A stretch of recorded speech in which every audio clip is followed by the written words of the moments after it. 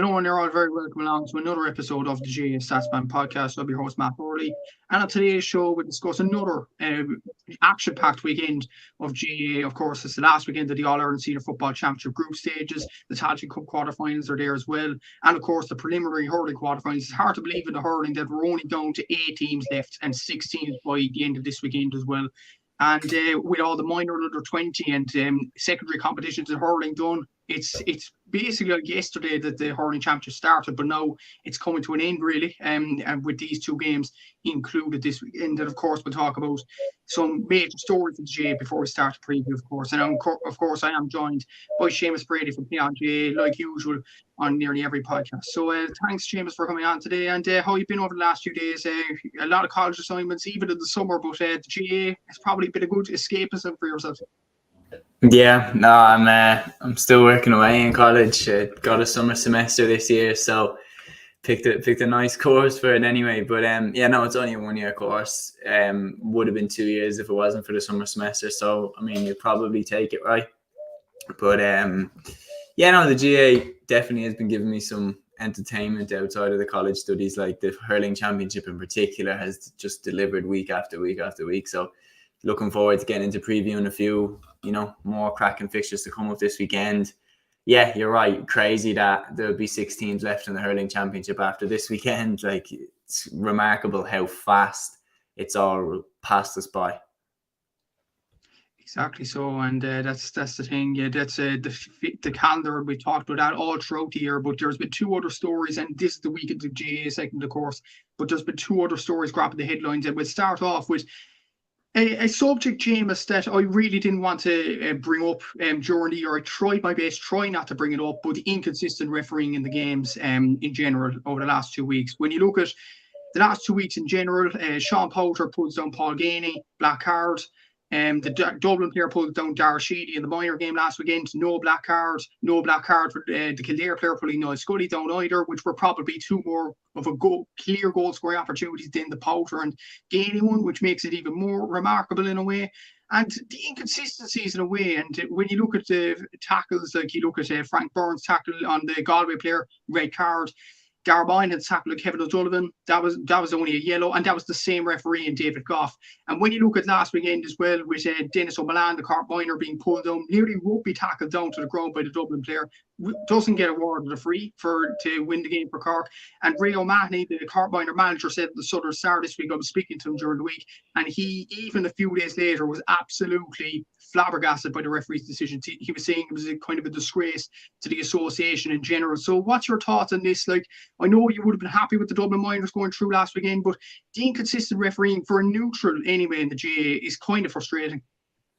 No, there's no doubt about it. I mean, you have to look at those games from a neutral lens as well, and you have to always look at it and say, would that have been a free? Would I have been calling for the free the other way around? Yeah, absolutely. Would I have been calling for the black card the other way around? Absolutely would have been calling for the black card.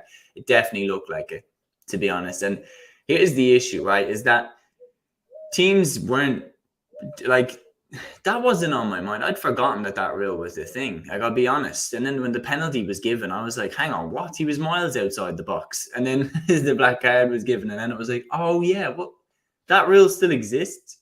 So, like, interesting. And then to see later on that, as you said there, that there was an incident on the same day with Niall Scully where it was more of a goal chance than the Paul Ganey one, not given as a black card. So then you're thinking, well, how can teams prepare for that? Look, there is a point with a lot of teams where the forward gets close enough to the goal that they probably are thinking, just don't let him score a goal. Like that is a bit an element of cynicism that is in a lot of teams. But you can't have it given 1 week and not given the next. You can't. And like the other thing is as well, for decisions that are so important. And look, I know that VAR in football was hugely controversial at the start and did slow the game down and did cause its own controversies. But it is getting better. It is getting better. And the reality is now is crucial goals, which maybe would have been given 10, 15 years ago, are correctly not being given now. Crucial red cards that would have been given 10 years ago are not being given now, or are being given now based off of a second glance. I'm there thinking, for example, with Powter, why could the ref not have checked, the VAR thing? And the saddest thing is I know that's a different point, because by the letter of the law, by the letter of the rule, him giving the black card to Sean Powter was the right decision. By the letter of that law, that was the right decision. But the problem is that you're not applying that to other incidents. You're not applying that to other incidents. My thing with the VAR was I was more talking about it, say, with the Frank Burns challenge on Jack Lynn, the red card there. Darragh Moynihan, that challenge as well. Like, if Cork said, hang on, that was a red card, have another look at that they can use up whatever, if they have 3 goals at the VAR machine or something, whatever it is, so that they can't double check everything, but that they've 3 goals. If they fully believe that he deserved a red card for that, their manager can say, I want to put in a VAR check on that. And then he can go. Because the reality is that players did get away with that. The most nasty incident I'd ever seen was, I think it was only caught in the replay, was Neil McGee in the Kerry forward. Do you remember when he was grabbed his hand? Like, things like that would get away with. Like, VAR could help there. Like Shane Walsh's kick, for example. They basically did VAR with Shane Walsh's kick against Derry. They had a look at the replay and they said, right, that clearly went over the bar, and then they gave the point anyway. So it can be helpful. It can be beneficial. Would it take time to implement? Yes. Would it be controversial in its own way? Absolutely. But key decisions, like if you look at the last 10, 15 years in the GAA, Louth would have a Leinster title first, 2010. Louth would have that Leinster title. Like, key decisions that have been made over the last 10, 15 years would then be changed. And there would be less controversy, I think, in the GAA in 5 years' time if they were to implement something of a video referee.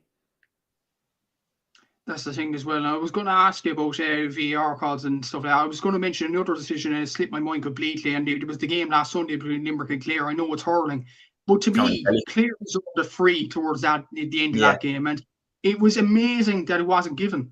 And in general, like, I think, do you think if Clare would have used that VAR system, they would have got the point? Do you think Clare would have gone on to win that game after that? It's arguable.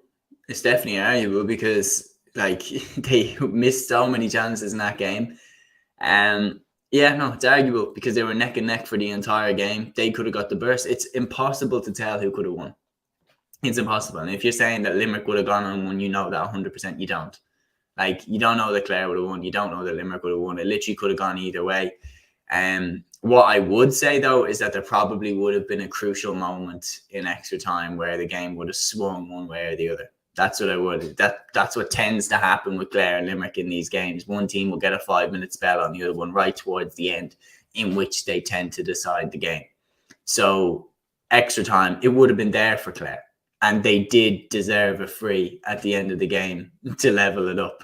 And would Clare have taken the VAR to have that free looked at? Absolutely. Yeah, absolutely. Like, Brian Lohan was livid that was a given. He fully believed that was a free, and rightfully so. So if that had been the case, would Clare have a Munster title? Like, it is hard to tell. It is definitely. It will be talked about later on down the summer as well, because it is a big issue, and hopefully referees. Well, it is, because it's like the referee literally has the power to just destroy a whole team's season in one swoop. There's no second voice. There's no second opinion. There's no person to say, hang on, you got that wrong there, mate. Like, he can literally go, right, I'm going to black card Kerry's best player. Do you know what I mean? It's so much power in the referee's hands. And if he makes a mistake, and I would never suggest that a referee would be malicious with it. But I'm saying that there's such consequences for an honest mistake. There's such consequences for it. Maybe he just missed the late free at the end for Clare. Maybe he just missed it. Maybe he literally just didn't see it. Or maybe he just was like, oh, I don't think that's a free. And then maybe he looked back on it later and was like, oh, no, I would have given that. And what if he had just a little whisper in his ear from the VAR ref saying, hang on, that was a foul? Yeah, exactly. So, yeah. Definitely so. And you could say the same about Cork Miners last weekend, or even Louth in 2010 as well. Like, just to raise the team's whole season, but we will talk about. But that's it. Is it that literally, like, that Louth 2010 is the obvious one. Like, the gas thing is they probably showed replays in the stadium where everyone could see that ball was thrown in. Everyone could see that. And it was just like, that's so frustrating for them that they don't have a Leinster title since the 1950s, when everybody knows that they won the one in 2010. Yeah, exactly. So, and we will talk about it later on throughout the summer as well. And another issue in the weekend, Jay, and this is kind of yearly at this point with the fixture clashes in LGFA and Camogie. And I was at the centre of this nearly yesterday because first of all, Shane Renan announces the team. He names the 4 dual players: Hannah Looney, Orla Cahalane, Aoife Healy and Libby Coppinger. He names them all in his team for the game against Galway on Saturday. That's held at 7:30 live at TG Car, by the way. But then, and I announced that team. I type up that team, announce it on the Southern Star website, and that should be done with. Then a Cork Camogie delegate or somebody contacts the editor of the Southern Star, Ciara McCarthy, to tell him, hold on a minute, the 4 dual players are named at the Camogie team to play against Down at 3:00 on the same day. This is actually a kind of a disgrace when you think about it, Seamus, because we talked of this about on your channel, on your very channel, about this when Cork and Waterford were playing in the Camogie and Cork and Tipperary were playing in the ladies football on the exact same day, and we were thinking, surely this won't happen again. Maybe it'll happen the next year or so, or maybe not, but surely not for the rest of the season. It's happened again, and it's going to happen again in 2 weeks. And I'd be questioning. Hannah Looney was saying this in the past week as well. There was a free slot last weekend. There was a free slot on Sunday, 24 hours. There's a free slot next weekend. Why do the LGFA and Camogie associations make it so difficult for their players in general? Because ultimately, Seamus, I think everybody in the island thinks this as well. It's an absolute disgrace, and it's disheartening for them 4 players as well, who are just role models, and their potential could be thrown away because of this. They don't want them to play both. That's what I would think. If you're talking about why are you being so disrespectful to them? Like, literally, they're putting in all their time, all their efforts, and why are you being so disrespectful to what they're doing? Like, in terms of dual players as well, down through the years, the GAA has enjoyed a rich history of players being fantastic at both, and Cork seems to be a particular breeding ground for players that are magnificent at both. You've got Jimmy Barry Murphy, back in the 70s, was, an absolute, pioneer for a player who was awesome in both codes. And then you obviously had the late, great Teddy McCarthy, God rest him, fantastic in that 1990, winning both All-Irelands. Breach Corkery, Breach Stack, all these girls that were, winning All-Irelands in both codes. Rena Buckley as well, yeah, there's another one. And to see that Libby Coppinger, Orla Cahalane, they're all continuing to do it. And it's like, why are you being so disrespectful towards these athletes? By, like, in my head, I'm like, look, once is a mistake, twice is a choice. Like, once maybe bad matchmaking, but now the same mistake doesn't happen twice, 3 times, 4 times, every year. This is a conscious, consistent pattern here now. So it's not a mistake. They fully know what they're doing here. They fully understand the situation that they're putting the 4 players in, and they don't care. They don't care. That's the bottom line. The bottom line is the LGFA and the Camogie are 2 different organizations, and they don't care about each other. They don't care about it. They want first priority. Well, we want to play on the Saturday, so that's what we're going to do. Both of them. And that's how we end up in these situations time and time again. How they are not under the GAA, for me, is just quite sad, to be honest, because I feel like we wouldn't see as much of this if the GAA was ruling over all 4 organizations. Because, like, even tiny things like the disrespect shown towards ladies Gaelic football players when, like, their highlights aren't even allowed to be showed on the Sunday game because of some, some nonsense that, they're a different organization, so RTE can't show their highlights. Like, even in the Sunday game intro, there's not one clip of a Vicky Wall or an Amy Mackin or some of the best footballers that the country has. It's ridiculous now, and it does. Like, same as with yourself, it really annoys me when I see this. It's just because it's not even like it's above and beyond. It's literally just basic respect. Respect the athletes. Just bottom line, respect the athletes. If they want to play both games, respect them enough to put them on different days. Communicate with each other and stop with this absolute ridiculous ego contest of, well, we want to play on the Saturday, so we don't care about you.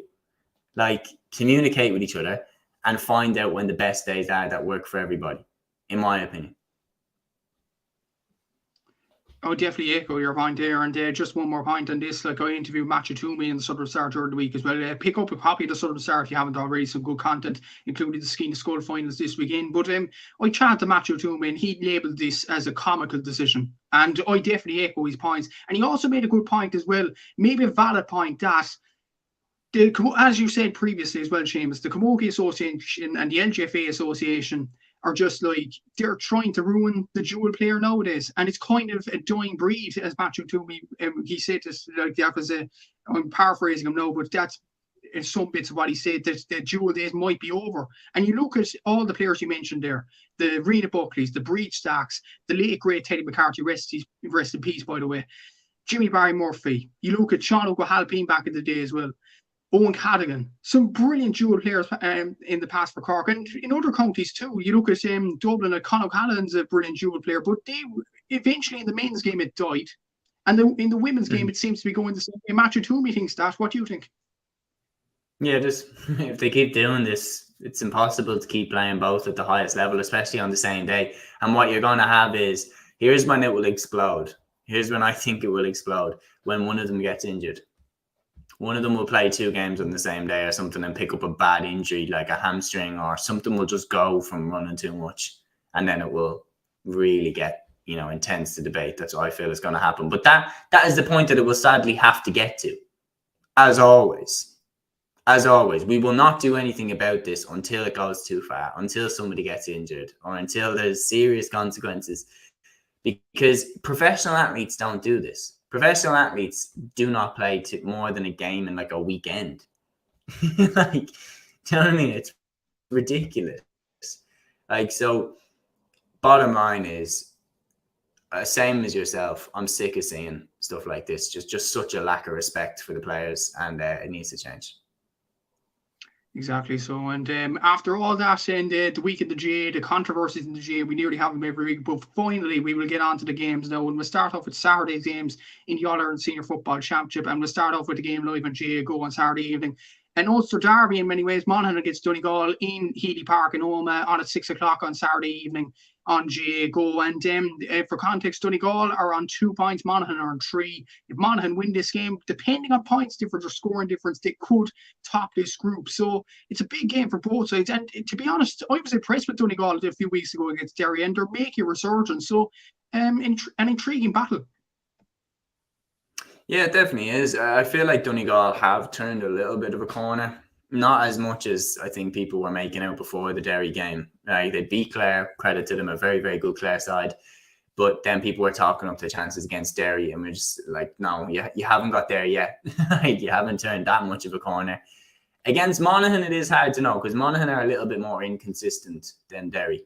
I don't feel like that's a controversial thing to say. I feel like if you look down through the years, Monaghan have been more gettable than Derry over that. Like they can be caught. Like they got beaten by Cavan in the 2020 Ulster Championship, having been in a very comfortable position. Derry have not had a defeat like that in the last 3 years. When Derry get ahead of you, they very rarely let it slip. And that's what made that game interesting in the Ulster Championship, and indeed in the All-Ireland group stage. Donegal got that victory over Clare. Looked good, you're right. Oisin Gallen, his performance fantastic. He's really starting to come into his own in this Donegal team, and they're starting to look a little bit threatening going forward, which is something that they did not look at all during the league. They looked so toothless up front, especially without Patrick McBurty. Obviously, he made his comeback as well. So things are looking up a little bit for Donegal. Monaghan, though, on the other hand, they got the draw against Derry, made up for the terrible performance that they put in against them in the Ulster Championship. And then, I actually do expect Monaghan to top this group now, because I think Monaghan's forwards are capable of putting up a bigger scoreline than Derry's in general. Like on the day-to-day, I think Monaghan have more. Like if you're to put, like, who would you say in Derry's team is it on their day is a genuine world-class forward? Like Shane McGuigan, obviously. But compared to Monaghan on the, like, Conor McManus, Jack McCarron, Conor McCarthy, Stephen O'Hanlon, Micheál Bannigan, like, on their day, Gary Mohan, on their day, those lads can rip you. And that's why I feel like Monaghan might just shade it to the top of the group by putting up a bigger scoreline against Donegal and Clare than Derry will. I'll go on to the next game, Shane, because that is a very controversial, because Derry are up against Clare. No, if Clare are out, the only team out of the All-Ireland Senior Football Championship. So I feel Derry could put, I know I'll get your point that they don't have top-class forwards other than McGuigan, of course, but they could put up a huge score against Clare, because Clare could be on the beach and think, what is the point in playing this? So does that point as well in that argument? No, there is, for sure. And Derry obviously put up a big scoreline against Clare in the quarterfinals last year. They put 5 goals past them. So definitely, like, that could be in the locker as well. My thing is that Derry haven't looked as free-flowing going forward since the Ulster semi-final. Like, the whole chaos behind the scenes.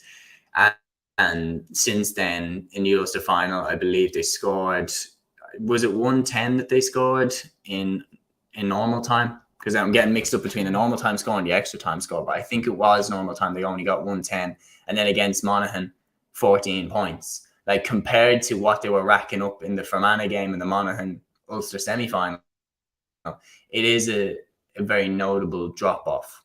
So can they turn that around against a Clare side that, yeah, you are saying, right, they could be on the beach. They could be saying, to hell with this. But that doesn't strike me as the way a Colm Collins team would go. And I feel like they will say, you know what, we'll give it a lash. We got nothing to lose. I think they'll put in a decent performance against this Derry side. Look, I still think Derry will win. But yeah, I feel like Clare will give them a good rattle. I'm not nailing my colours to the mast. I'm not saying Monaghan will definitely finish top of the group. But I'm saying I think if Monaghan win, like, they beat Donegal in the league and they beat them handsomely enough. So I think it was 120 to 15 points. They beat them in the league. They beat them by 8 points. So I feel like there is a chance that Monaghan could slip in there, but I wouldn't be surprised if Derry do either, because obviously 5 goals they put past Clare last year in the quarterfinals. They could do the same. And I just looked at the table there, the score difference at the moment. Monaghan just lead. Well, they're both on 5 points difference at the moment, but Monaghan have scored more with 40 and Derry have scored 37. So, like, if Derry beat Clare more than Monaghan beat Donegal, Derry will top the group. And I think that's what will happen, just because Clare, I think, might be like, what's the point in playing this game? It means nothing to us. Whereas Donegal, I've been critical of Donegal at the start of the year, but honestly, I think they've turned the corner. You mentioned Paddy McBurkley's back. Oisin Gallen looked brilliant the other day. Owen Ball Gallagher at centre back is very good. Sean Patton looked good for the kickouts as well for Donegal against Derry. So I just think Donegal will put more of a fight against Monaghan than Clare would against Derry. So I just think Monaghan or Derry will top the group because of that. But I think both sides will win in the end. But, like, are you being a bit hard on Donegal there in general? But what? I just think it depends what Donegal shows up. Like, we have seen them have terrible performances this year. Like, I know that they have turned the corner and put a couple of good performances back to back. So they could do it. They could put in a good performance in this game, and, you know, they could even beat Monaghan. Like, that's not beyond them to beat Monaghan. Like, they have exceptional forwards, and now they're starting to click into the gear. Like, if I had to choose, I would pick Derry to beat Clare by more than Monaghan could beat Donegal by. But I'm just saying that there is a chance. There is a chance that Donegal just take their eye off the ball. Like, look at what Roscommon beat them by on the last day in the Division 1. Roscommon beat them 21 points to 9. So there is a chance that Donegal completely take their eye off the ball. But if you were to push me and say, who do I think is going to finish top of the group? Derry. I think Derry will beat Clare by more than Monaghan will beat Donegal, especially now that the sides are level. But the fact that Monaghan had scored more than Derry was kind of what I was basing their chances off of finishing top of the group. But if you were to push me, I would say Derry to top it. Yeah, and judging by our predictions anyway, Derry top and Monaghan second, Donegal third, and Clare fourth. So that'll mean Derry will be the All-Ireland quarterfinals automatically, and Monaghan will get a home draw at the preliminary round, which is absolutely vital in these next round games. Donegal will get an away tie, but Donegal will fancy their chances and will move on to the other groups. But like some very good, tasty fixtures definitely, and we'll go on to the next group, and this is at 4 o'clock on Sunday. And if we're treated to the same match that these two sides produced in the championship last season in Croke Park, we are in for an absolute cracker. Galway against Armagh in Carrick and Shannon, 4 o'clock on RT2, and I'm not sure will we have the brawl as entertaining as it was maybe in Croke Park, or as Pat Bland was disgraceful as it was in Croke Park in a way in Carrick and Shannon, but like these two sides usually surf up a cracker in championship football, and I don't think this will be any different. And when you look at the way Armagh performed against Tyrone last time out, it was a bit of a whimper the way they lost, so they'll be desperate to put one over on Galway and maybe dent their All-Ireland hopes a small bit. Yeah, I mean, Galway have kind of been on cruise control for the championship now up until this point, and if there's anybody that might be able to rattle them a bit, it's Armagh. Like we saw, Armagh really had them on the ropes in last year's All-Ireland quarter-final. The big thing is, and I only just before we started, I seen an Instagram post there about Rian O'Neill's appealing the suspension. Like that has huge consequences whether or not he plays. Like he is Armagh's absolute go-to talisman. And I don't know, do you think he deserves to have his suspension overturned? No, and that's a straight answer. No, I know he's a good player, but what he did the other day is a straight. It will be overturned. I'll say this openly as a Dublin fan, like down through the years, how many times did Diarmuid Connolly get a suspension overturned to play in a crucial game for Dublin when he absolutely didn't deserve to get his suspension overturned? No, I don't think he'll get it overturned. Surely not. Like that was a bad foul by Rian O'Neill. He literally had his knee on someone's head. Yeah, that's the thing is that like with one of the Diarmuid Connolly ones, I could. And look, I still think his one shouldn't have been overturned. I'm talking about the 2011 one that he got overturned, the one where he got sent off in the semi-final against Donegal. He threw a jab and it hit David Walsh's shoulder. If you remember this, he like kind of shoved him and then put out a jab and it hit. It was a striking action, but it was a very weak strike. He didn't hit him at all, and the Walsh fellow went down, made an absolute meal of it. Like, it didn't hurt him at all. Connolly got sent off. Look, it is a striking offence, so he did deserve to go. But, like, for example, that was just a 1 second loss of temper where he just kind of, just go away, like that type of thing, and kind of threw out a weak enough jab. Whereas Rian O'Neill's was like a consistent, I'm going to place my knee on your head and hold you down. Like, that was not a rush of blood to the head. He was holding him down. Like that. If that gets turned over, like, come on, what is the point? What is the incentive to not get sent off? Like, if you know you're just going to get it overturned, which I'm being honest, I'm saying this now, I think it will be overturned. We don't know yet. We don't have the verdict, but I would not be surprised at all. And if you asked me to put money on it, I'd say that will be overturned because it's Rian O'Neill and they want him to play in one of the biggest games of the year. Like, if you were to ask me, that's what I think would happen. And adapting Diarmuid Connolly and David Walsh thing reminds me of actually Donegal O'Connor and Aidan O'Mahony. Like, it was a striking action, but O'Mahony, you could see he was diving, he was milking it.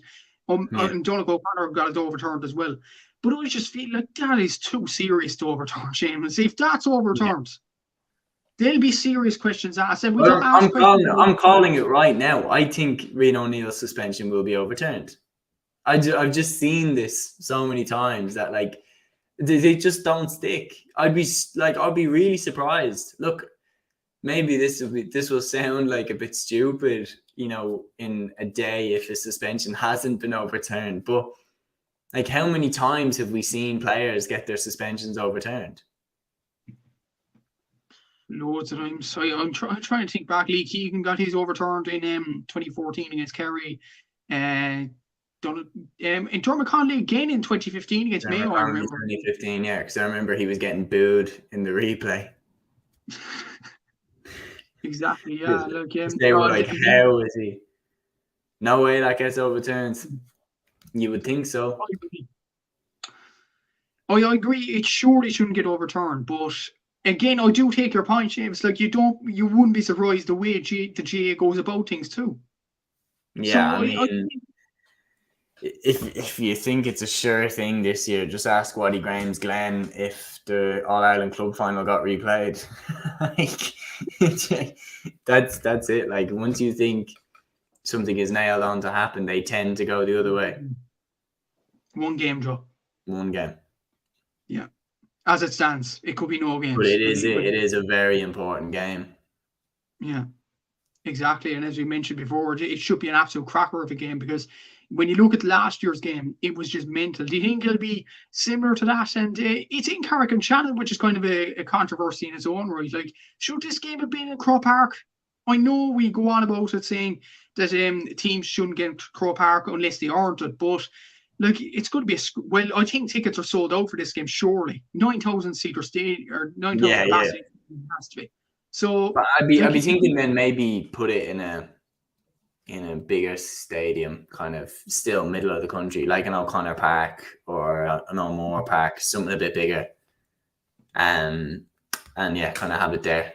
I know Newbridge is being built. That would have been kind of a perfect place to have, a Port Tailteann or somewhere that is like definitely medium ground. Croke Park, there could be an element of the Leinster hurling final element to it, where it could feel like, even though 40,000 people are there, like, well, it wasn't for Leinster hurling final, but for Leinster football final, for example, like, even though there are people there, it doesn't feel as packed as it would feel at a smaller ground. Yeah, definitely. So do you think it'll be as much, first of all, will it be as much of a cracker as last season? And second of all, who are you backing to win it?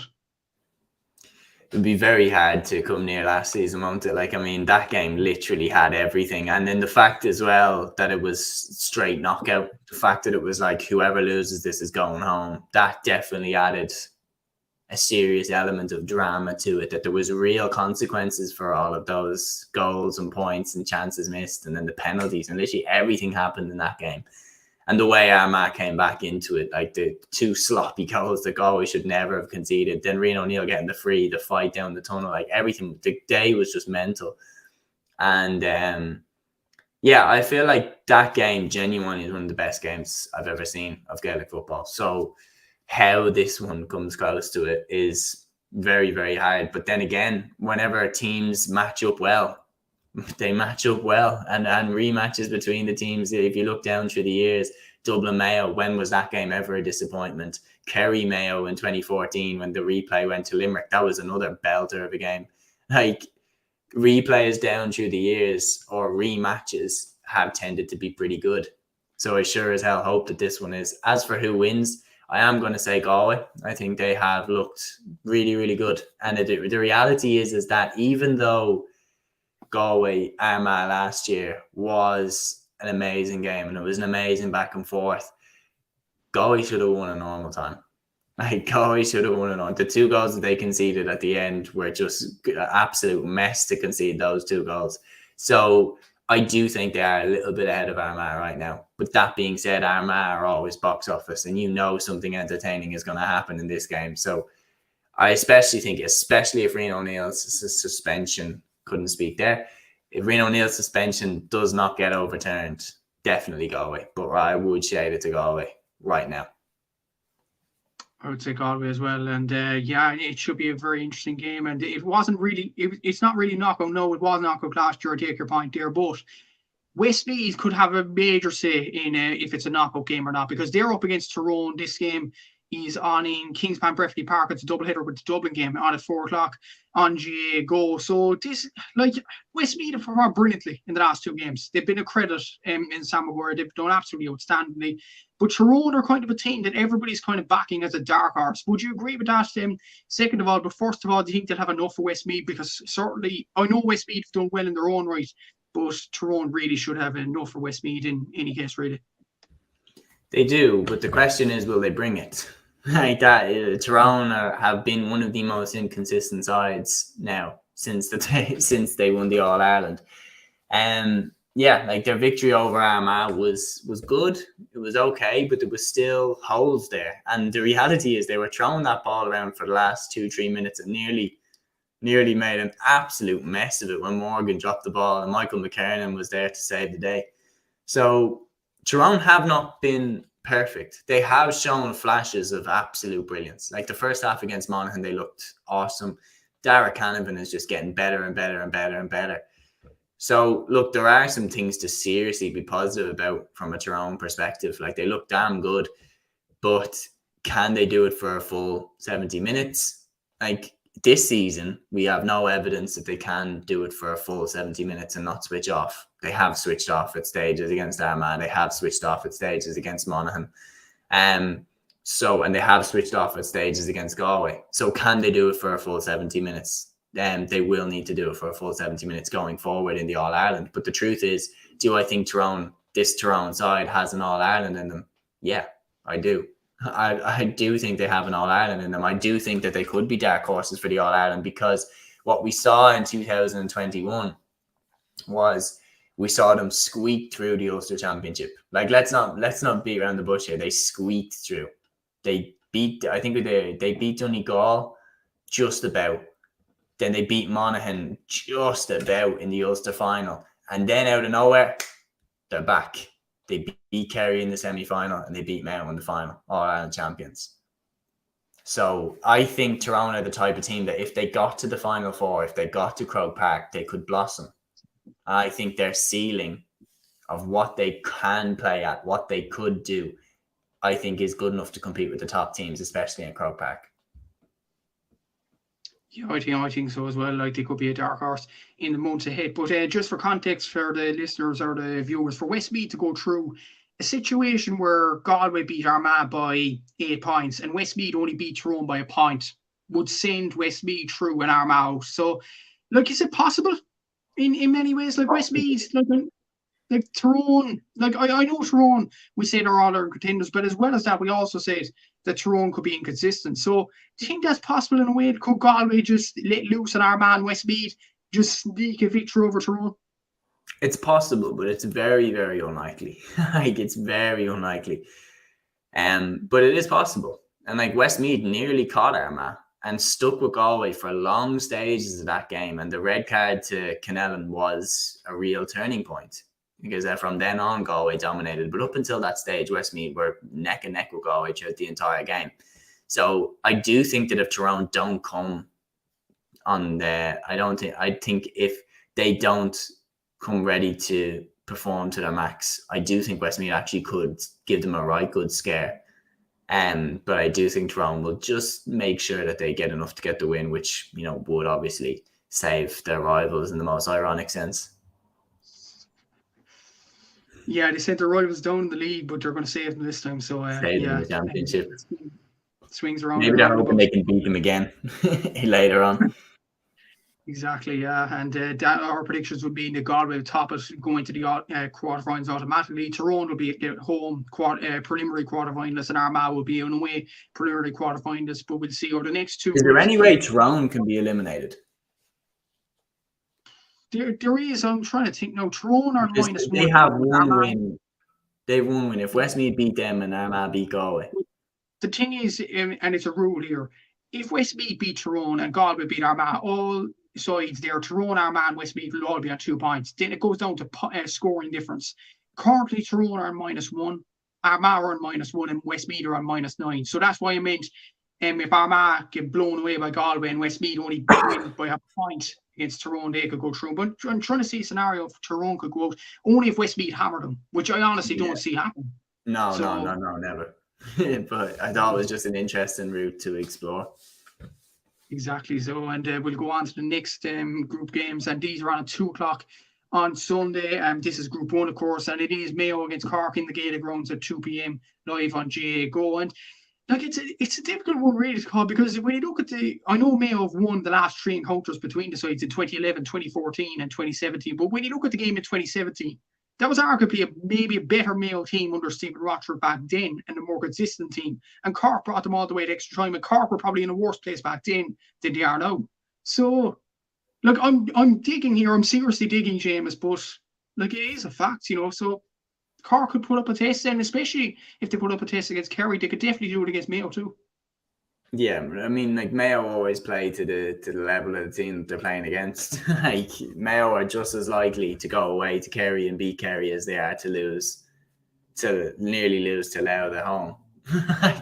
So that is the Mayo team that we're dealing with here. So I do think this will be a tight game. I expect a big response from Mayo. Yeah, I mean, they do need one. There's no question about that. They do need one. Like, they did not look that impressive at all against Louth. And you could argue that Louth actually had opportunities to steal it right at the end. And I mean, what a result that would have been if Louth had gone away to Mayo and beaten them. I mean, what an absolute calamity that would have been for Mayo, especially after the high of beating Kerry away the week before. So in this game, yeah, I mean, I am expecting a big response from Mayo. Like, I do think that they should win this game. If they are All-Ireland contenders, they should win this game. But Cork will make it sticky for them. I expect Mayo to struggle to deal with Brian Hurley. I expect them to struggle to deal with the likes of Stephen Sherlock, probably coming off the bench because they don't start him anymore for some reason. And Chris Oak-Jones is a handful as well. Like, Sean Powter always gives every team he plays against trouble, no matter where he's put. So I do expect Cork to give Mayo problems. But that being said, I still expect Mayo to win, but by no means like a hammering. I don't think it will be a hammer. I think Mayo will win by about 4 or 5 if I had to put money down on it. This is the thing with Cork actually over the past year or so. When you look at last year in particular, and John Cleary made this point sort of start this week, that against Kerry and Dublin in particular, when you look at the Kerry game in the Parky Rin or Nowhere Saga game, with 20 minutes to go, Cork were down by a point, but Kerry win that game by 12 points in the end. It was absolute hammering. They were down against Dublin at halftime by 3 points and ended up losing by, I think it was 13 or something around that margin in the end. But when you look at it compared, and you look at this year's performances against Dublin, by the 70-minute mark, it was a 2-point game between Cork and Dublin, and Cork could have won it at the end with the Brian Hurley shot that David O'Hanlon tipped onto the post. And against Kerry, they were in that game throughout, and maybe if refereeing decision went Cork's way, they could have pulled that off as well. So that's really down to how the Cork players have acquitted themselves. I think anyway that they can go for a full 70 minutes now, and that's the next step for dealing with big opposition. So I'd like Mayo, and that's another big test for John Cleary's team. Without doubt. I mean, the Cork team a few years ago was good for 40 minutes and then fell off when the goal went in as well. The teams tended then to put up a big score against them. But their fitness, their cardio, they're on the level now with the top teams. And they were right there with Kerry right to the end. And yeah, you could say that definitely, was a moment where the game swung in Kerry's favour. And look, if the referee who ref Dublin Kildare or Dublin Cork in the minors had been reffing Kerry Cork, that would have been a free and a tap over point for Kerry. And then instead of a goal, that's a point, maybe 15 points each. So for Cork, they were right there neck and neck with Kerry. So you would imagine that they were right there neck and neck with Mayo. But the question is, like, Mayo just should be able to win by 4, win by that kind of margin. Because if they want to go and beat all in front of them to go and win the All-Ireland, and ironically, I think it's Galway who have impressed me the most so far this year in terms of what level they could get to. But yeah, I think it'll be interesting to see what Mayo turns up in this game. Will they give Cork the respect that they gave Kerry away from home? Like, will they turn up like that? Yeah, it should be very interesting. And just on a side note for Mayo, there's talks of Mark Moore returning to the later this season. Good news. Interesting. He's a brilliant player. He's a very, very good player. Yeah, I don't know. I'm surprised he wasn't in the panel. I think it was kind of something outside of football, which is why he wasn't in the panel. I don't know, because in terms of pure footballing ability, he's in that Mayo panel, no doubt about it. Yeah, exactly. So, and we'll move on to the next game now between Kerry and Louth, and this is on a Portlaoise at 2 p.m. on Sunday. And there could be an interesting scenario here when you look at Louth's last performance against Mayo and their last performance against Cork as well, losing by a combined 3 points, which is an amazing achievement for Louth, seeing how far they've come, really. But when you look at this game, if Cork lose by a point to Mayo, they'll be on -1 points difference. If Louth beat Kerry by a point, Loud will be on -2, Kerry will be on -4. Kerry, Cork and Loud will be on 2 points. Kerry will be out of the All-Ireland series. Cork will be in second, Loud will be in third. Can you imagine that scenario happening? Yeah, I like imagining that scenario happening. But no, I'm only messing. But as nice as it is, it's not going to happen. There's no way that this happens. Kerry are going to win this game. They need to win this game. They need to put up a performance that they can hang their hat on. And this is a golden opportunity to do it. But for Louth, it's a golden opportunity to go toe-to-toe with this Kerry team and show how far they've come. But the reality is, looking at the Dublin game, no, for me, there's only one way this ends, a comfortable Kerry win for me. Comfortable? Do you not think Loud will put up a challenge whatsoever? If they play like they did against Mayo, will they put it up to Kerry? No, because I don't think Kerry dropped their level like Mayo do. Like in terms of like Mayo played to the level of the team that they're playing against. I don't think Kerry do that. Like you look at some of the hammerings that they've put up, like they really put the foot down on Clare. Like I don't think Mayo beat Clare the way that Kerry did. But the thing is, they didn't put the foot down on Cork. They didn't put the foot down on Cork, but Cork beat Louth. Like I think Cork are a better side than, but yeah, I think Cork are a better side than Louth though. The reality is there is a sense of potential jeopardy now. Kerry need to click into the gear, as that comment said. Kerry need to click into the gear now. There's no more warm up kind of games without it being a knockout championship game left now for Kerry after this one. They have to click into the gear. And they want to get that home draw as well for the preliminary quarterfinal if they don't get outright top spot, if Cork do them a favour and beat Mayo. So like that's the type of thing that they need to get a win here. And when Kerry's backs are against the wall, I expect them to come out firing. Yeah, it's an interesting opinion. I still think Kerry will win, but I still think it's a possibility when you look at Louth's performance against Mayo. You think Louth could beat Kerry? I think Kerry will win in the end, but I think there's a possibility that Louth could beat them, yes. I think so. I genuinely think so. I mean, that in itself just shows how well Louth have done over the last few years. It does, yeah, but it's down to the fact that they challenged Mayo nearly all the way last time in McHale Park. I thought they did brilliantly, in fairness to them. There was only a point between the teams, and Louth could have gone in for another goal through Leonard Gray as well if Colin Reid didn't tip that over the bar as well. So Mayo could have easily lost that game in McHale Park. And as well as that, I think Kerry are bag average without David Clifford in the team. That's just my honest opinion. I think they need him to perform miracles to win the game. And I just think, like, Louth could rattle if they put Bevan Duffy and Niall Sharkey, just tell those lads, ye two go on David Clifford. Strangle him throughout the game, keep on him, and see where this Kerry team is at. I'm telling you, Seamus, like, it's a possibility. It's very interesting. Like part of it is in my head. I can't imagine Kerry being in that much trouble. Like this is a side that has absolutely just, mental forwards. And so I'm just reading that comment there. I have this here. Could have been promoted instead. Could not. Yeah, no, exactly right. Like it's amazing that Louth got into situations. It's amazing that Louth have elevated their level enough that like it's not completely inconceivable that Louth could beat Kerry. But if you were to say this a few years ago, it would be, you're mad. No chance Louth are going to beat Kerry. But they have elevated their level. There's no question about that. But I'm just saying that I think there's no way Kerry let themselves fall into a situation where they're relying on other people to get them results.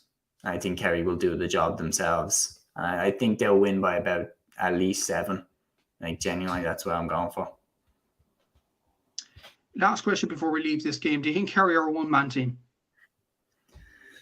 Oh. Not quite. I don't think that they are a one-man team. I think that, like, Sean O'Shea is another serious force to be reckoned with in their forward line. I do think that there's an element of like a Batman and Robin with their forward line. Like David Clifford is the main man. Sean O'Shea is his kind of his right hand man. That Sean O'Shea, you'll always know, is good for a few scores in every game as well. And the reality is that Sean O'Shea belted over that free against Dublin to send them into the All Ireland final, and he also scored the goal to get Kerry off to a great start in that game. So I do think it is.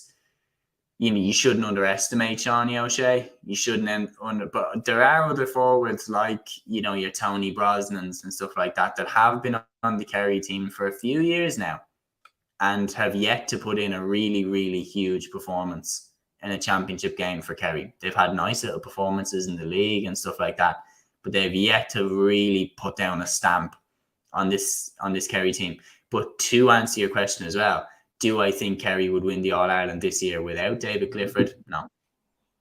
I don't think they would. I think that they actually have become quite more dependent on him this year. They look more dependent on him this year than they did last year. Even though last year he was leading from the front the entire time, I think this year, when you look particularly at the Mayo game, it really looked like he was carrying the team by himself at stages. Yeah, it's an interesting debate, and even Tommy Rooney said that the championship quality is actually so low this season that one player could do it all for Kerry this season. So at the same time, that's a valid point too. But it's just like, where are the players? Where are the players? Because I always make this point that I genuinely, as a Dublin fan, genuinely thought Kerry were about to have an era of dominance, like Dublin-esque levels, because the point I always make is you always look, don't you? You always look to the minor and under 20 success as a general rough indicator of who is about to get a good senior team. The reality is Dublin won one minor All-Ireland title from the crop of Cormac Costello, Kieran Kilkenny. One minor title. Kerry won 5 in a row. Where are all these players?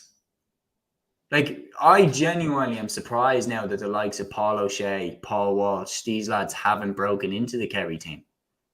Because in general, Kerry are good. They are All-Ireland champions. But I genuinely thought with the 5 minor All-Irelands back to back, I genuinely thought it would be like a Limerick in the hurling style situation from last year, or Dublin at 2018, where it was almost what is even the point of trying to compete with this team? I thought they would be that level. Do you get what I mean? There is a sort of element to that in Munster, they had this situation that Kerry and Cork always played each other in the semi-final. I'm not making excuses now, but Kerry and Cork always played each other in the Munster semi-final, and Kerry would go into the Munster final playing against a Clare or Tipperary, and it was almost like those sorts of sides that were playing Kerry lost it before the ball was even thrown in. And Kerry won the minor titles at ease then because they didn't have to worry about Cork. But then the one year Cork come into the fray in 2019, Cork win the All-Irelands. So, there's that element too. Yeah, no, there is for sure. There is. But, the reality is those minor sides that Kerry did put through, I remember distinctly watching because I went to the Dublin Mayo final in 2017. I remember the Kerry Derry game being on before and seeing David Clifford just absolutely rip through Derry by himself. And it was just okay, if this guy stays in Ireland, he's going to take over. And sure enough, he has. But I was expecting more stars to come through at this point. Yeah, definitely so. And we'll move on to the next game there, and it's Roscommon against Kildare live on RT2 at 1:45 p.m. A big game this because Davy Burke is facing his home county, Kildare. So, and it might be an opportunity to show what Kildare are missing, because Kildare probably could have appointed them. They didn't choose to do it. They chose to appoint Glenn Ryan, and now Davy Burke comes up against them, and it could be a Roscommon win here. Yeah, and I think it will be. That's the thing that I think is the most interesting. I think it will be a Roscommon win. I think I've been very impressed with them this year. Their league form at the start was fantastic against Dublin. Just the one thing I was really impressed with them was their composure and their confidence against Dublin in Croke Park. To come up to Croke Park, and let's be honest, Roscommon have had some terrible results in Croke Park over the last few years. They really have. And you think back to the Super 8s games, getting destroyed by Tyrone, destroyed by Dublin, destroyed by Mayo in the quarterfinal in 2017, or not, I think it was 2017. Like, literally, but you think about those games, and then in the Dublin game, for example, Dublin had that moment where they got a sloppy goal. Costello slots over the point. Genuinely serious. I was sitting there watching the game thinking, okay, this is the bit where Roscommon fold and Dublin push on to win by 10, 15 points. And Roscommon held them and fought their way back in and took back control of the game. I was hugely impressed with the level of composure that they showed under those circumstances. So I do think that they are better than we've seen them over the last 2 years. And I do expect them to beat this Kildare side, who, after all the talk about the Croke Park Leinster final, like, they were good for 40 minutes against Dublin, and then Dublin just absolutely blitzed them in the last 20, 25 minutes. And again, like, they didn't play the best team. Like, no Kevin Feely, no Jimmy Hyland, no Daniel Flynn. Like, it's becoming something that I'm saying every week. But yeah, why are these lads not playing? I don't know. Yeah, exactly. So, and there could be a situation that Kildare, well, they'll probably lose this game at the weekend. I agree with you, the Roscommon will win the game, but there could be a situation that Kildare qualify for the preliminary quarterfinals, having only won one game in the championship all season, and that was against Wicklow and then the Leinster Championship. So, does that kind of make a joke out of the competition in a way? Yeah. Yeah, it does. Because have their performances deserve this? No. Have the results deserve this? No. One win over a side that just got promoted from Division 4 and now got knocked out of the Tailteann Cup. Like, so they're not one of the top teams, and the quarterfinals should be the top teams if you're speaking in theory. So yeah, I feel like they have a lot to prove, and that's why it could be dangerous, because you never know. They might just click. They might just get fed up of hearing people saying Roscommon are going to win, and they might just go for it. But I'm going to go off the form. I'm going to go out and give Roscommon the respect that they deserve and say that Roscommon are going to win. Rightly so, and we'll move on to the last group games here. It's Dublin against Sligo in Kingspan Breffni Park at 1:45, and this is live at Jago. It's a double header, of course, with Tyrone and Westmeath. And the scoring difference at the moment between Dublin and Roscommon, first of all, because I think we're predicted both Dublin to win this game. Simple as we're predicting Roscommon to win it. So the situation is Dublin are on a point difference of 9, Roscommon are on 10.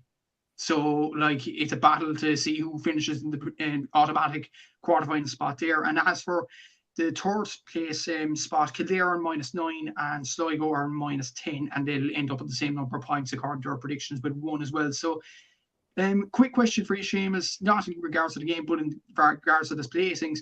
Who will get top spot in this group, first of all, and who will get third spot? Dublin, for me, will get top, and Kildare will squeak into third. That's what I'll go for.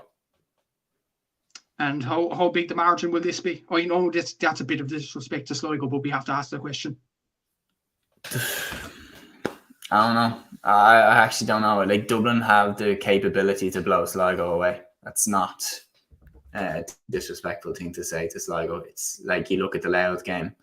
There's your proof that Dublin have the capability to blow teams away this season. They blew away a Louth side who were, riding the crest of a wave into that Leinster final, and they really put them away with ease. So they have the capability to do that. They don't necessarily need to do that. I can see this being one of your... I don't like these performances from Dublin, but I can see it being one of those very kind of managed performances. Those games where they, get to 40 minutes and they have the game wrapped up and they take their foot off the gas, ring the changes and win the game by about 10 or 12 points. That's what I'd say. Yeah, and despite Gavin's hopes there, I think Dublin should beat Sligo easily there. But Sligo in general, promoting from Division 4. I'd love to see Sligo give it a right good go. Like, I'd love to see Sligo give it a right good rattle and just, see where it takes them. Yeah, exactly. So, but ultimately, I'd say Dublin should beat them anyway. But they've had a good season, Sligo, in fairness to them. And to be honest, I think Sligo deserve a preliminary quarterfinal place more than Kildare, because you look at the amount of games that Sligo won in the Championship 2, And when you look at and put it up to Roscommon in large spells of the game, they probably should have beaten Kildare on another day in general. And I just think they've been more impressive than Kildare this season. So it's a cruel world. Yeah, no, it certainly is. I mean, you think about it, that they probably should have beaten Kildare. And if they had beaten Kildare in that game, God, how much different the mindset would be going into this weekend. I definitely would be tipping Kildare to give more of a fight to Roscommon because their backs would be against the wall. But the fact that Kildare might still crawl through anyway, knowing that Dublin will probably beat Sligo quite comfortably, that's why I feel like Kildare will still lose to Roscommon. Yeah, still Dublin to top it for me. Roscommon second, Kildare third, and unfortunately for Sligo, because they have been brilliant this year, Sligo fourth. Yeah, I'd probably agree with that. And judging by our predictions there, the automatic qualifiers will be Dublin, Mayo, Derry, and Galway will be the automatic qualifiers. And then in second place it'll be Monaghan, Roscommon, Kerry. I'm very slow today. Very slow. Kerry. Tyrone are the other team. Tyrone, Monaghan, Kerry. And Roscommon. And then the third place sides will be Cork, Kildare, Armagh, and Kildare, Cork, Armagh, and Donegal. That's the sides I'm thinking of. So it definitely it's 10 o'clock everybody for everybody. We've had a long day. Yeah, definitely. But it's going to be intriguing preliminary quarterfinals there. So to be honest, like whoever draws Kildare, you'd imagine will be straight through to the quarterfinals because Kildare have been pretty poor this season. But when you look at the other third place sides there, Cork, Armagh, Donegal, like all them three sides could put it up to the second place sides, definitely. Oh, for sure. Like there's not really a gap between the third place and second place team. So I do think, look, the preliminary quarterfinals I think would be fascinating to watch and be another very good weekend in the GA. Definitely so. And switch on a light match because this room's got dark as hell. Exactly so. But we'll definitely move on anyway, and we'll move on over the round robin for a change. We'll move on to the Tailteann Cup. Yeah, the Tailteann Cup quarterfinals, and we'll start off with the main game at the weekend. If I can get Seamus back on the camera. Hello. You've light again. You've light in the room. But we'll get on to it is Cavan against Down in the Tailteann Cup quarterfinal at 5:15 on Saturday evening. And when these two teams got drawn out, it was like the two favourites. One of the favourites will be out in the quarterfinal stages, and it is absolutely mad. But at the same time, this is going to be an intriguing game. This is a very, very interesting game. We're going to be keeping a close eye on this one because, talk about picking your teams. Like for Cavan, this is as tough a draw as they could have got in the quarterfinals here. And for Down, obviously, it's the toughest draw that they could have got. It's my favourites, Cavan. I think that they're going to win the Tailteann Cup, but it's a downside that could really, really put them on skates here in this game. Like you look at it, like 2020, Down had Cavan on the ropes in that Ulster, wasn't it the Ulster semi-final? Yeah. The Ulster semi-final. Like they had them on the ropes in that game and probably should have finished them off. They didn't. Cavan fought back and won. That was the game where Thomas Galligan really announced himself to the world, in my opinion. But just the rivalry between these two counties, well documented, and the fact that they are, in my opinion, two of the three most likely teams to win the Tailteann Cup, along with Meath. I feel like this is going to be one hell of a game. And I am going to stay loyal to the pick that I made at the very beginning of the Tailteann Cup. I think Cavan are going to win it, but I think it's going to be a very close game. Definitely one to watch. You say Cavan, and this is the first time where I'm going to disagree with you. I said Down will win the Tailteann Cup for the outset, and I'm going to stick with that opinion. I'm going to go Down to beat them. I just think Down, there's a good feel for good factor with Conor Laverty's team at the moment. And they had 17 points against Meath when they lost. If they tidy up their shooting. Yeah. That's the thing. If they tidy up their shooting, as you said, like they could be going places. Eugene Brannigan scored 2 points, I think, the last day. Pat Havern's in brilliant form. And I just think Cavan, they're a bit inconsistent, I think. Like even against Armagh, a big game in the Ulster Championship, they flattered to deceive, and they hit, I think it was 16 wides themselves. So both sides are capable of performing badly, but then again, both sides are capable of performing brilliantly, which makes this game even more intriguing. Well, that's it, is that both these sides on their best day could compete with teams in the All-Ireland Championships. There's no doubt about that. Both these sides could compete, especially could compete with your Kildares and your Sligos and teams like that. So the fact that they're in the Tailteann Cup is interesting, because then that shows, okay, well, something isn't going right with these teams on some days, because they have the players to do that. Like your Pat Haverns, your Paddy Lynch's, Gerald McKiernan's, Eugene Brannigan's, like these are world-class footballers. So it's going to be a super high-quality game. It's going to be a super close game as well. I don't think they'll ever get more than 4 points ahead of each other. So I am predicting Cavan, but Cavan by 2 points, nothing more.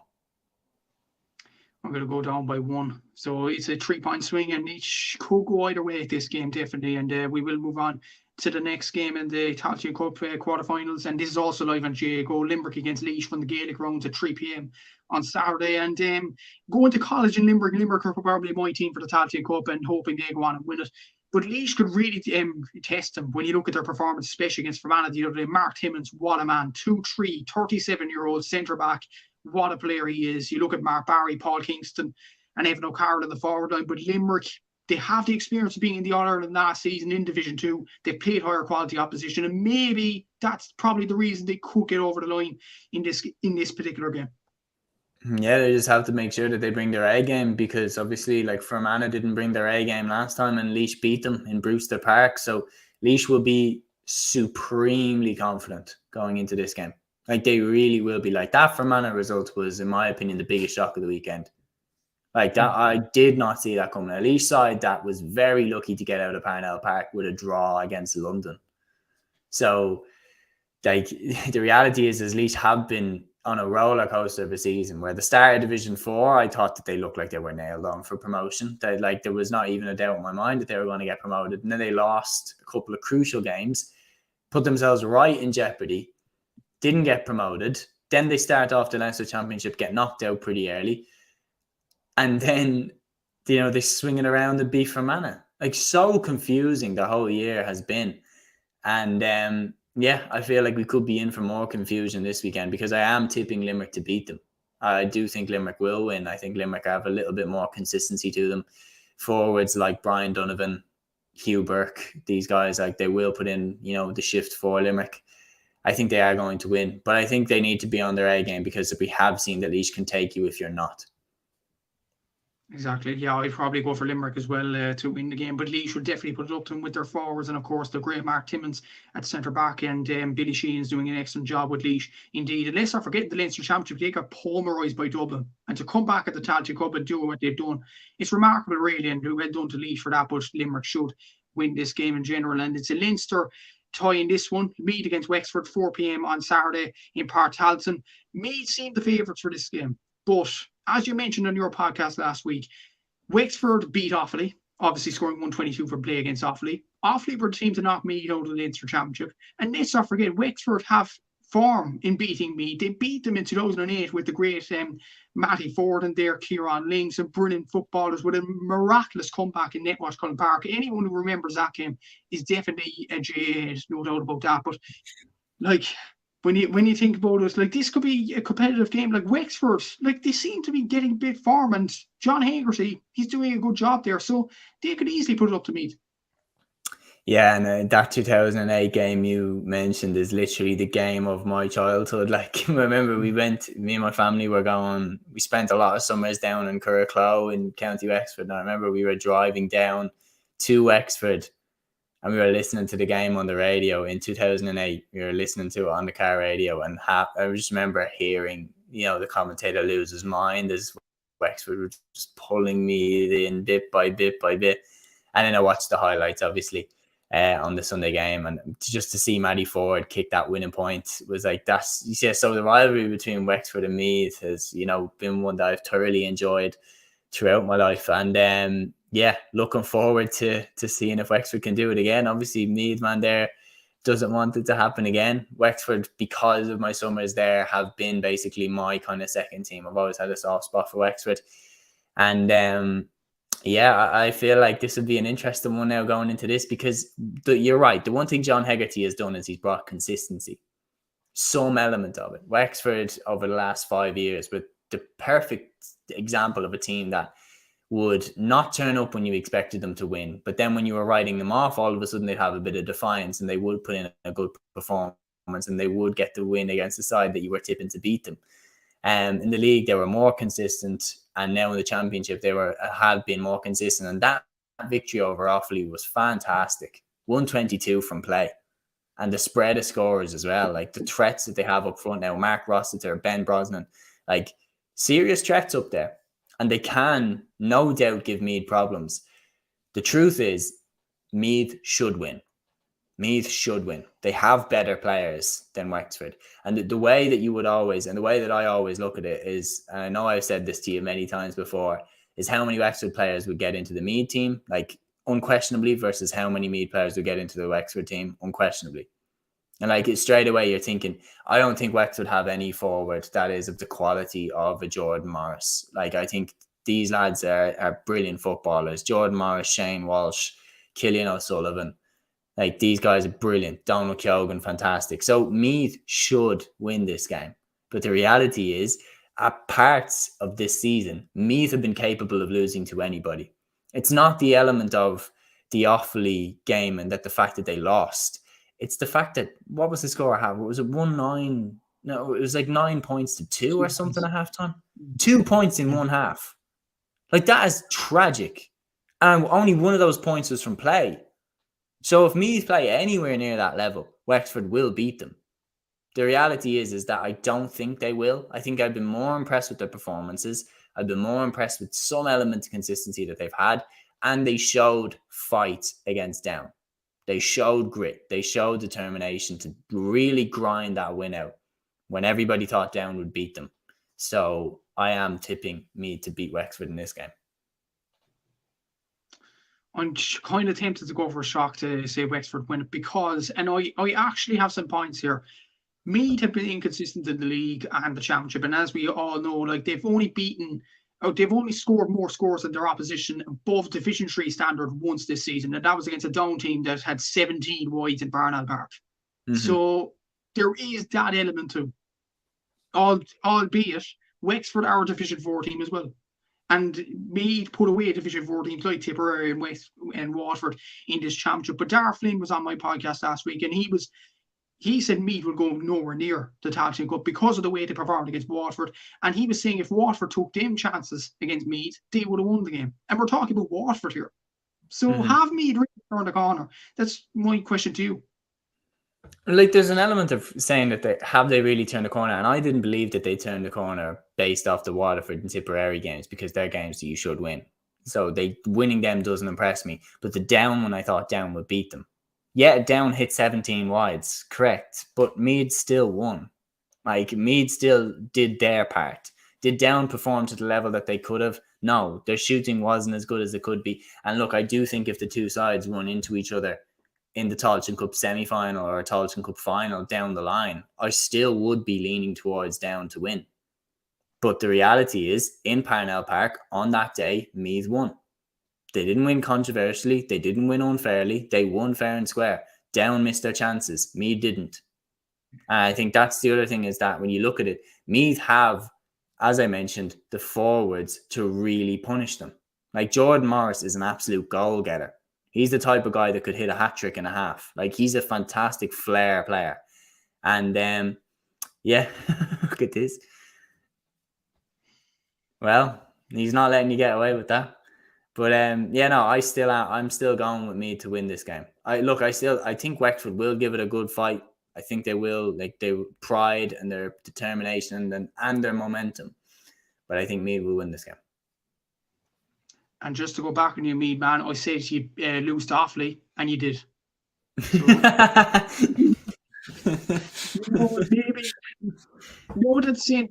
jokes. So I think Meath should win this game. Albeit Wexford had an outstanding season, to be fair to them, but I just think there's an element of a shock here in general. To answer your question as well on have they turned a corner, I don't think they have. I just don't think they've been playing the same level of opposition.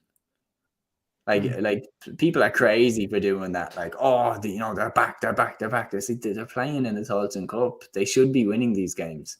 If they were playing in the All Ireland and they were in a group with Armagh, Tyrone, and they put out the exact same team, I think they'd lose. I don't think they turned the corner that much.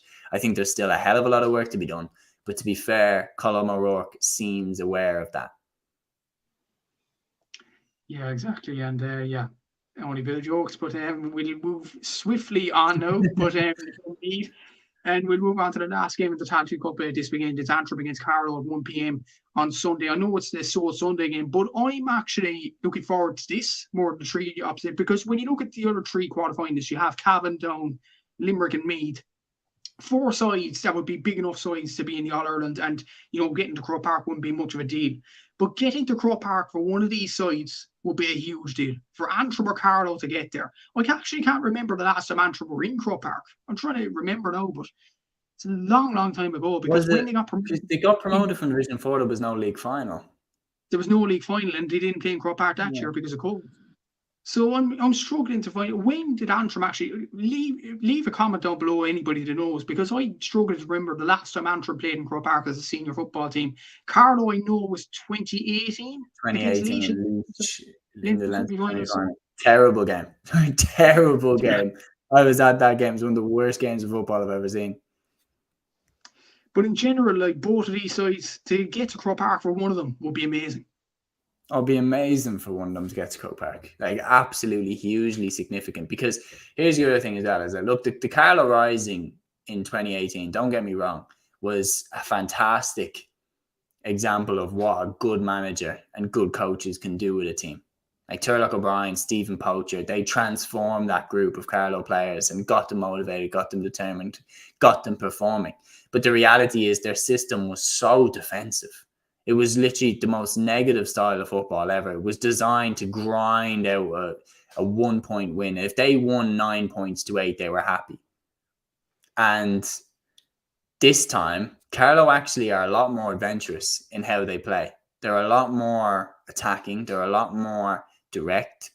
And that's why some of their games have been really, really cracking games. Like the Wicklow game was a great game. And now coming into this game, I do think it is going to be difficult for them, because Antrim have put up big scorelines. Like, you look at their victory over Leitrim, you look at their victory over Wexford, you look at their victory over Fermanagh. Very impressive scorelines. You can't deny that.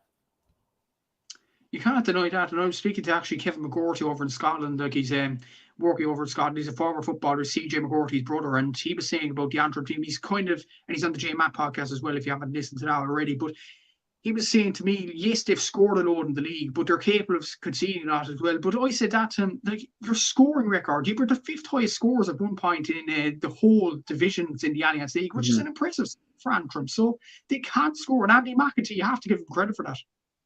Yeah, definitely, because he took over an Enda McGinley Antrim side that weren't scoring a lot. So it is McEntee's style that he has put on this Antrim side to get them attacking more, to get them going more direct. And that's why I think this game actually is a shout for one of the games of the weekend, low-key, because both teams have switched to a more attacking style. Both of them will go for it. Both of them know how much it would mean to them to get to Croke Park. And for Carlow, like, if they can get to Croke Park in the football in the same year that the Hurlers won the Joe McDonagh Cup and got back into the All-Ireland Championship, like, not a bad year for Carlow GA if they manage to do that. So they will go for it, hammer and tongs, but I think Antrim will win. I think Antrim's forward line has more firepower than Carlow does. So I'm going to go for Antrim. Yeah, like Carlow, I've been a massive fan of the Wayne Noel Cruz side of play this season, but at the same time, I've backed against Antrim throughout the whole year. I'm not going to back up against it again. I'm not going to make the same mistake, and I'm going to go for Antrim to win this game because of the forwards they have, like Rory McCann. One of the Rory McCanns anyway scored goals freely in this campaign. Or Eastwood, I'm not sure as he played the Tailteann Cup, but when he has played in the Ulster Championship against Armagh, he's an exceptional footballer as well. So Ryan Murray, excellent footballer as well. I'm trying to think of more footballers. Kevin Small might have been last season as well, but Antrim's still a footballer. Patrick McBride, that's another one, yeah. So Antrim, very good footballers, and they probably should get to the semi-finalists. And the semi-finalists in the Tailteann Cup, according to our predictions, will be Antrim, Meath, either Cavan or Down, because we're both of us are going for different teams there, and Limerick. So a deserving for, albeit like Cavan and Down are similar sides, so deserving for. Yeah, I would say so. I'd say these are the teams that have kind of been at a consistent level now throughout the Tailteann Cup. There's no team like Kildare in the All-Ireland group stages. They're scraping through on one win. Exactly. So, and before we leave the football and go swiftly onto the hurling, one comment: pressure on Paddy Christie to resign from Longford. Any thoughts on that? That's just a comment that came in. Interesting. I definitely think it's a bit hasty. Like, he's literally had 1 year in the job, and yeah, like there were a few players that left the squad after the O'Byrne Cup. Look, do I really believe? Like, look, on paper, here's just, it's a hard pill to swallow, but like, look, sometimes the players just aren't that good, or they're not as good as they used to be. And like, Longford are a team that need to transition now. They need to move from the team that was very much based around Michael Quinn, Darren Gallagher, the McGivneys. Like, that was a very, very solid Division 3 team. But the reality is they do need to transition now to a side that is built around the likes of Oran, Kenny, and the under-20 lads that are coming through into the side. So that transition will probably affect results for the short term. So why get a manager like Paddy Christie in, who's a young coach, has done fantastic work with DCU? And let's be honest, any quality footballers that went to DCU from Longford, which a lot of them have, Paddy Christie knows them. So it is, in my opinion, way too hasty to put pressure on him to resign. Give him another year. And then if they have terrible results next year, if they fail to get promoted from Division 4 and get knocked out of Leinster without much fuss, then maybe look at it. But I would look at this and just say, like, yeah, like, I accept that point. But like, do you think as well, like, what manager would you have put in, and you could honestly, hand on heart, like, in terms of options, what manager could Longford have had in instead of Paddy Christie? And you can tell me, hand on heart, that they would not have got relegated this year. Longford fans, I don't know would Evelyn say this, but maybe Billy O'Loughlin was in that category, and Longford fans were unhappy with him. So who was the manager last season? That's the point. Like, Billy O'Loughlin came in, had 1 year, now he's gone. Paddy Christie came in, 1 year, you're going to get rid of him as well? Like, you need a bit of stability. Like, the reality is, if Jim McGuinness, he's not going to go to Longford. Like, Jim McGuinness religiously has turned down other managerial jobs. Like, he literally he's been scouted and approached by probably every county in Ireland. He wants to manage Donegal, or he doesn't manage. So I would be stunned if Jim McGuinness became Longford manager. I think it would spice up the championship if he did, to be honest. But yeah, like, in terms of who I think would be a realistic appointment that you could say, like, I don't know, who could have done the job better than Paddy Christie? Like, can you throw out any names? Jeez, like, I'd be looking at club managers. Like, you maybe say, like, I don't know, like Robbie Brennan or someone like that won the All-Ireland with Crokes, but it's hard to. Like, Paddy Christie's CV is that of somebody who is ready for an inter-county managerial job. Like, it's somebody who's managed DCU. He needs now to step into this. The only thing is that what I could understand is the potential frustration for Longford fans is that, being completely honest, I'm just saying what I see here. I'm seeing somebody that is almost eyeing up the Dublin job in the future, and potentially was looking at this as an audition for the Dublin job. If I do really well with Longford and get promoted to Division 2 and, you know, give Dublin a good game in Leinster, will they look at me as if Dessie Farrell steps away in the next 2 years? Yeah, definitely. So, like, I was thinking in my head there, John Evans possibly, because he's managed smaller counties. John Evans would be a good show.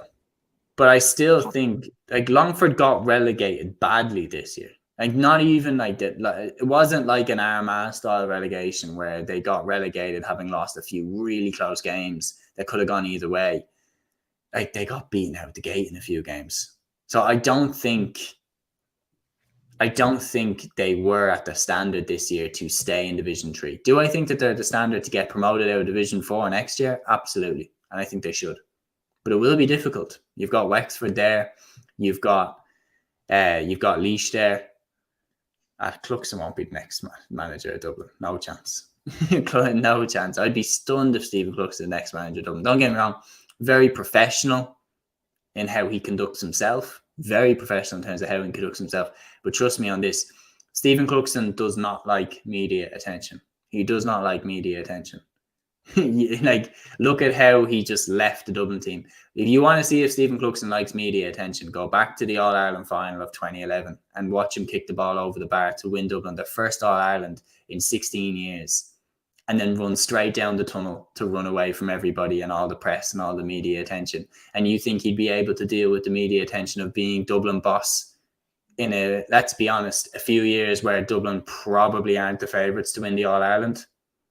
I'd be stunned I'd be more surprised if Stephen Cluxon became the Dublin manager than if Jim McGuinness became the Longford manager.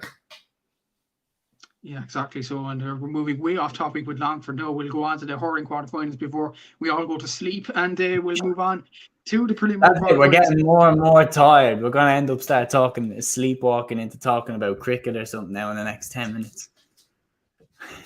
We'll end up talking about the Champions League final. So what about that chance that Lukaku missed? What? So the later it goes, all the more reason we have to get it done. But only 2 more games now, lads. So I hope you're all awake, and I hope you're all awake and listening to us anyway. But Offaly against Tipperary in the All-Ireland Senior Hurling Championship preliminary quarter-final on Saturday at 4 p.m. Live on Jago from Tullamore. And what I will say, was great to see Offaly and Carlow at the hurling launch this weekend, unlike Antrim and Kerry being kicked out of it last year. So that was a step in the right direction. Well done to GA for that. But in fairness, like, this game, I don't know, like, Tipperary have a few injury problems. Offaly have some good players. I know they lost to Joe McDonagh final by the slightest of margins. That last minute point from Nolan from Carlow. But, like, you'd have to imagine Tip should win this game. Yeah, no, Tipperary should win this game. Like, look,